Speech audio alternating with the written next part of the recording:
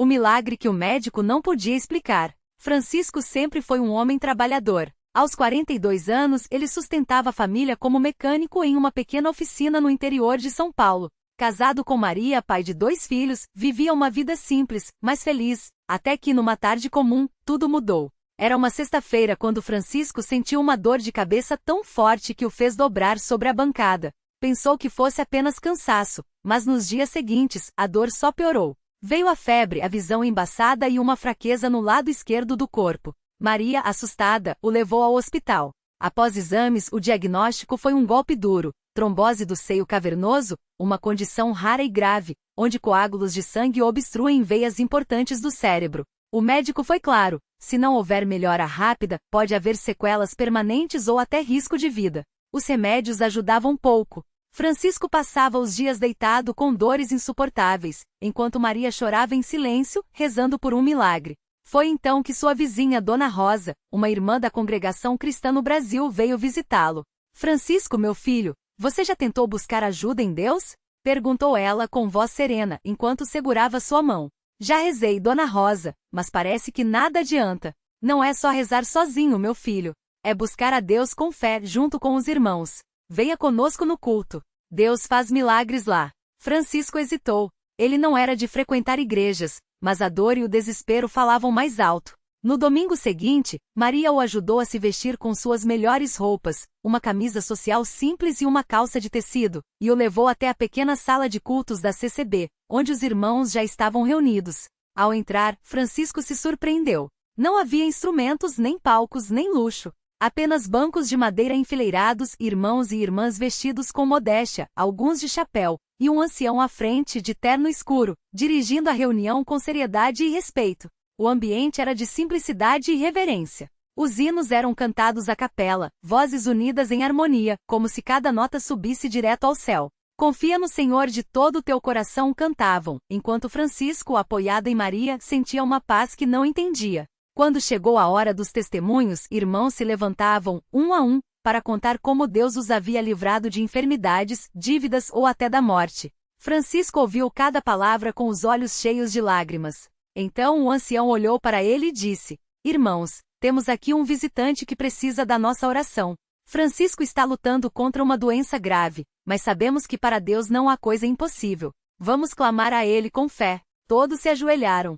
Francisco, mesmo com dificuldade, se curvou ao lado de Maria. As mãos dos irmãos se estenderam sobre ele enquanto oravam em voz alta com fervor e convicção.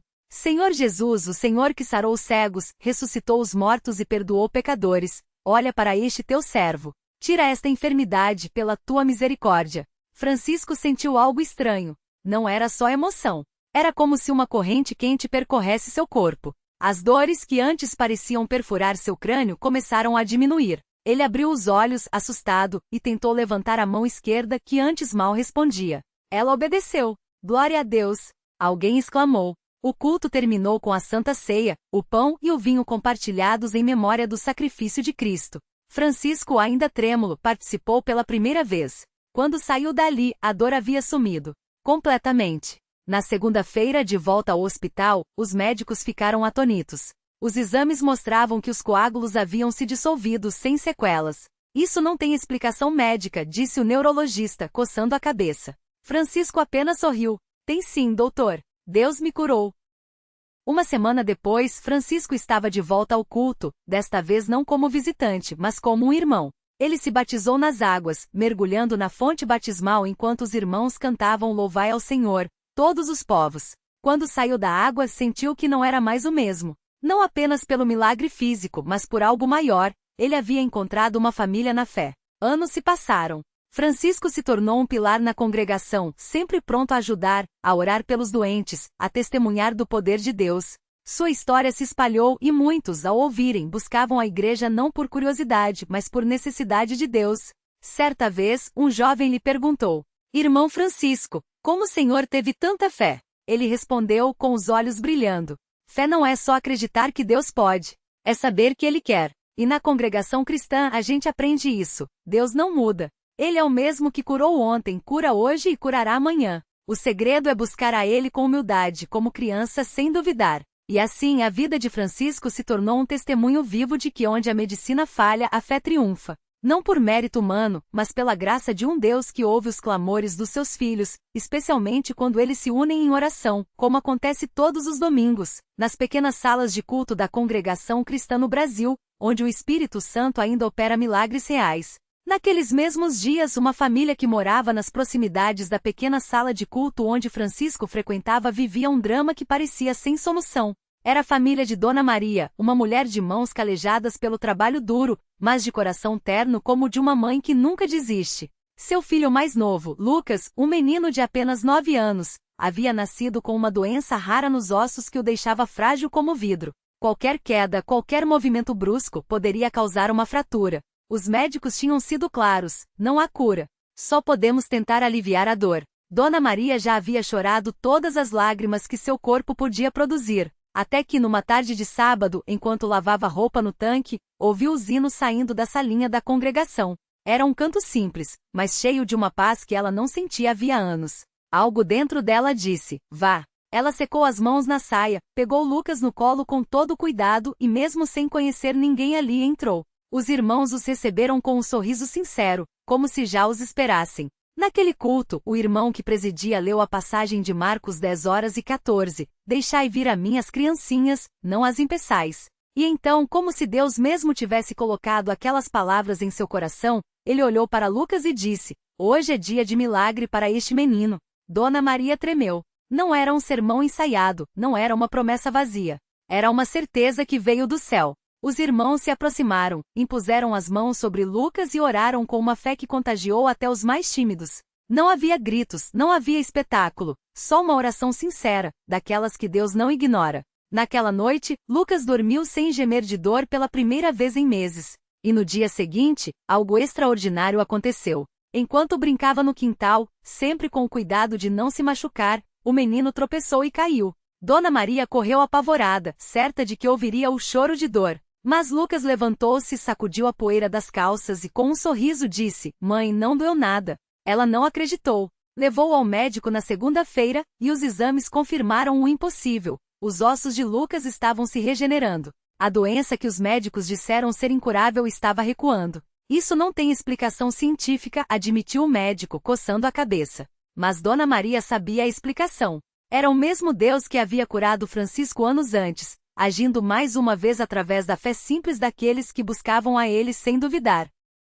A notícia se espalhou pela vizinhança, e muitos que antes passavam pela salinha de culto sem nem olhar, agora paravam para ouvir. Alguns entraram por curiosidade, outros por desespero, mas todos encontraram a mesma coisa: um lugar onde Deus ainda fala, ainda cura, ainda transforma vidas. Francisco, que agora era um dos anciãos da congregação, olhava para Lucas correndo pelo pátio da igreja, algo impensável meses antes, e sorria. Não era um sorriso de orgulho, mas de gratidão. Porque ele sabia que aquele milagre não era para engrandecer homens, mas para mostrar que onde há um coração sincero e uma igreja unida em oração, o impossível se torna possível. E assim como um rio que começa com um fio d'água, os testemunhos de cura e transformação naquela pequena sala de culto foram se multiplicando. Não por mérito dos irmãos, mas pela fidelidade de um Deus que cumpre suas promessas. Porque na congregação cristã, como em todo lugar onde o nome de Jesus é invocado com fé, os milagres não são lendas do passado, são realidades do presente, sinais de que ele ainda está vivo e atuante no meio do seu povo. A notícia da cura de Lucas se espalhou pela cidade como um vento suave, mas poderoso. Primeiro foram os irmãos da congregação, que não conseguiram guardar só para si a alegria daquele milagre. Depois os vizinhos que viam o menino brincar no portão de casa e não acreditavam no que os próprios olhos testemunhavam. Até os médicos que haviam dado um diagnóstico sem esperança, ficaram sem palavras quando os exames mostravam um corpo completamente restaurado. Mas o que mais comovia não era apenas a cura física, e sim a mudança no coração da família. A mãe de Lucas, que antes vivia amargurada, agora sorria enquanto ajudava nas campanhas de doações da igreja. O pai, que se afastara da fé por causa da dor, voltou a se ajoelhar no templo, chorando não mais de desespero, mas de gratidão. Até a avó, que sempre fora resistente, começou a participar das reuniões de oração, dizendo com voz firme: se Deus fez isso por meu neto, eu quero conhecer esse Deus de perto. E a igreja, como um corpo vivo, se alegrava com cada vitória. As irmãs da mocidade organizaram um culto especial de agradecimento, onde Lucas, com sua voz tímida mas cheia de fé, deu seu primeiro testemunho diante de todos. Eu só pedi a Jesus para não doer mais, disse ele, segurando o microfone com as duas mãos. E ele não só tirou a dor, como me deu força para correr, pular, viver. Muitos choraram naquele dia, não de tristeza, mas de uma emoção que só quem já viu um milagre de perto pode entender. Os cultos ficaram mais cheios. Pessoas que antes passavam pela porta da igreja sem nem olhar para dentro agora entravam com curiosidade, atraídas não por palavras bonitas, mas pela evidência de um poder que transformava vidas. Um senhor que sofria de depressão há anos, depois de ouvir o testemunho de Lucas, se aproximou dos anciãos e pediu: orem por mim também. Se Deus curou aquele menino, ele pode me libertar. E assim como uma corrente, a fé de um alimentava a esperança de outro. Os anciãos, humildes como sempre, apenas diziam: não somos nós, é o Senhor. Mas trabalhavam sem descanso, visitando os doentes, confortando os aflitos, mostrando com ações que a mesma fé que moveu montanhas na Bíblia ainda operava ali, naquele bairro simples, naquela igreja de paredes modestas, mas com um coração gigante. E Lucas? Ele cresceu não apenas em estatura, mas na graça. Toda semana, antes do culto, ajudava a arrumar as cadeiras como se quisesse retribuir, mesmo sem saber como, tudo o que havia recebido. Às vezes, quando via alguém com o rosto marcado pela dor, se aproximava e dizia, com a sabedoria que só as crianças têm: não desista. Jesus ouve sim. Eu sei. Porque ali, entre aquelas quatro paredes, não havia espaço para dúvidas. Os milagres não eram contados como histórias antigas, mas vividos no dia a dia. E cada vida transformada era uma prova de que, quando o povo de Deus se une em oração, com um coração sincero, o céu responde. Não com estrondo, mas com a mesma voz mansa que acalmou o mar: filho, a tua fé te salvou. E foi assim que anos depois, a história de Lucas se tornou um farol para muitos que chegavam à igreja com o coração partido. Um dia, uma mulher chamada Marisa entrou pela primeira vez na congregação, arrastando os pés como se cada passo pesasse 1 tonelada. Seu filho Pedro, de apenas 5 anos, havia nascido com uma doença rara que os médicos diziam não ter cura. As contas do hospital se acumulavam e a esperança que antes brilhava em seus olhos, agora era só uma sombra. Ela sentou no fundo, onde achou que ninguém a veria chorar. Mas Lucas, agora um adolescente de olhos brilhantes e sorriso acolhedor, notou. Sem hesitar, sentou ao seu lado e com a mesma simplicidade de quando era criança perguntou: a senhora precisa de oração? Marisa olhou para ele surpresa e entre lágrimas contou tudo. Lucas não prometeu milagres. Apenas disse: vem comigo. Levou até a frente, onde os irmãos já estavam em oração. O pastor, com as mãos levantadas, começou a clamar a Deus não com palavras bonitas, mas com a dor de quem conhece o peso da luta. E então, algo aconteceu. Não foi um raio, não foi um grito. Foi um silêncio tão profundo que até as crianças pararam de se mexer. Marisa sentiu uma paz que não vinha dela mesma. Era como se alguém tivesse colocado um manto quente sobre seus ombros. Naquela noite, Pedro, que há meses não conseguia dormir sem chorar de dor, adormeceu tranquilo. E no dia seguinte, os exames, sim, os mesmos exames que antes mostravam só piora, apresentaram uma melhora inexplicável. Os médicos coçavam a cabeça, mas Marisa sabia. Ela voltou à igreja não mais arrastando os pés, mas correndo com Pedro no colo para agradecer. E assim como Lucas, ela também começou a servir. Primeiro, ajudando nas refeições para os necessitados. Depois, levando a palavra de esperança para outras mães no hospital. Porque ali, na CCB, ela havia aprendido que milagre não é só o que muda o corpo, mas o que transforma a alma. E a igreja seguia crescendo, não em estruturas de concreto, mas em corações. Cada testemunho era como uma semente plantada, e Deus, fiel como sempre, fazia brotar a colheita. Não havia propaganda, não havia promessas vazias. Só pessoas comuns com fé simples, que haviam tocado no poder de Deus e nunca mais foram as mesmas. Porque quando o povo se ajunta em nome de Jesus com humildade e amor, o impossível se torna só mais um motivo para glorificar aquele que faz todas as coisas novas. E assim a história de Lucas, de Marisa, de Pedro e de tantos outros continuava sendo escrita, não com tinta, mas com lágrimas de gratidão e sorrisos de quem sabe. Deus não só ouve, como age. Sempre. Era uma tarde de sábado na congregação cristã no Brasil, e o sol ainda brilhava forte quando a irmã Clara chegou à igreja com o coração apertado. Há meses ela orava por seu filho, o Tiago, um jovem de 19 anos que havia se envolvido com mais companhias e parecia cada vez mais distante de Deus.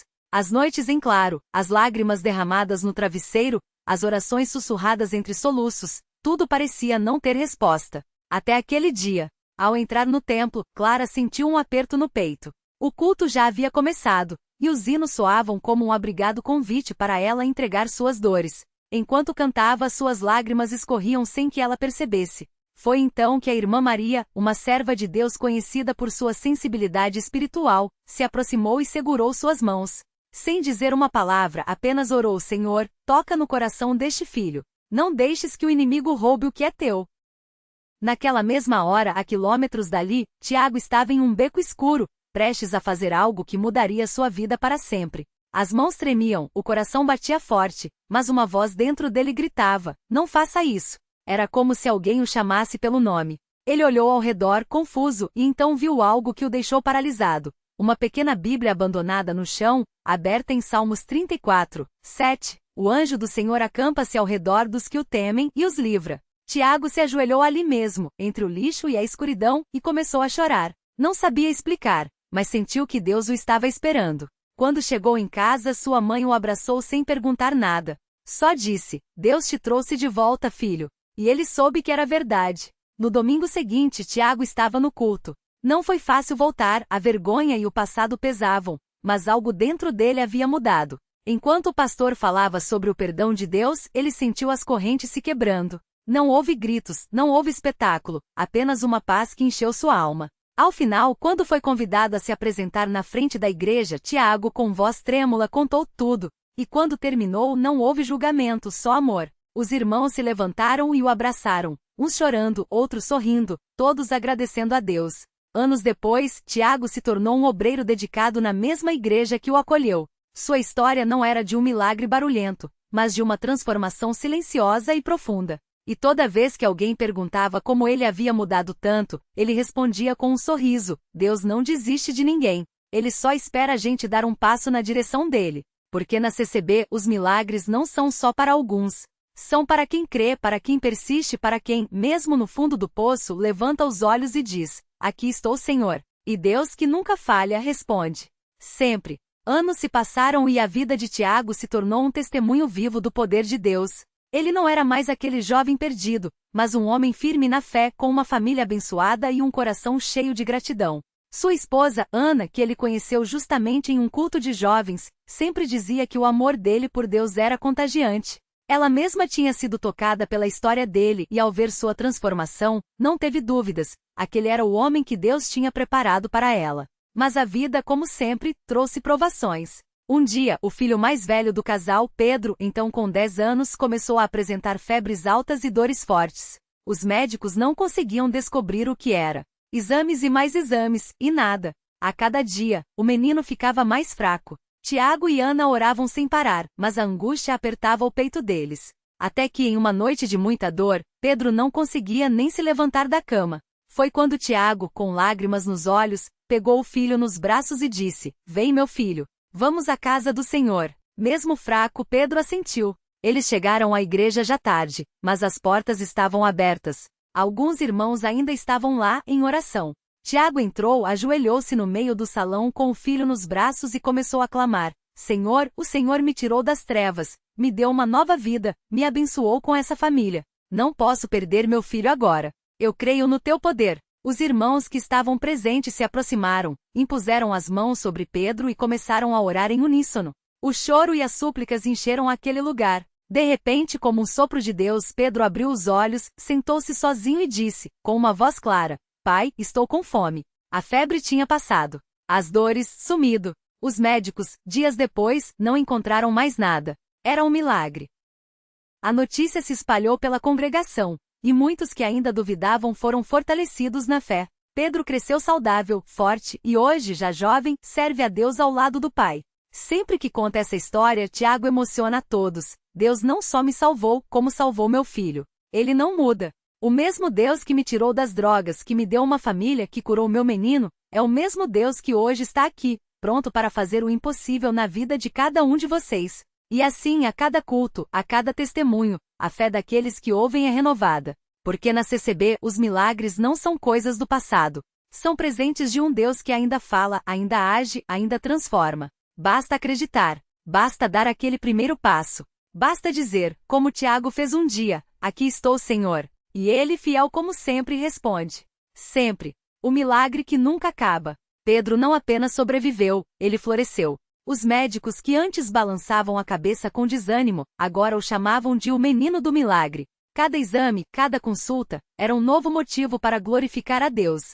Sua recuperação foi tão completa que anos depois, quando Tiago o levou para uma revisão de rotina, o cardiologista, emocionado, pediu para ouvir a história novamente. Isso não tem explicação médica, confessou, segurando o prontuário fechado. Mas tem uma explicação divina.